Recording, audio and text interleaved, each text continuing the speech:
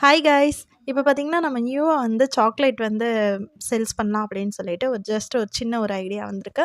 இதுக்கு காரணம் பார்த்தீங்கன்னா, என்னோட கஸ்டமர்ஸ் நெறைய பேர் தான் சொல்லணும். ஏன்னா கேக் வாங்குற கஸ்டமர்ஸ் பார்த்தீங்கன்னா, மேல வந்து சாக்லேட் வச்சு குடுக்க சொல்லுவாங்க. அத வந்து நான் ஹோம்மேடா பண்ணி வைப்பேன். அப்போ அந்த சாக்லேட் வந்து அவங்களுக்கு ரொம்ப புடிச்சிருக்கும்.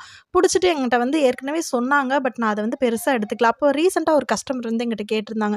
நீங்க சாக்லேட்டும் பண்ணி சேல் பண்ணலான்னு சொல்லிட்டு. அப்போ அதுலேருந்து வந்த ஐடியா தான் இது.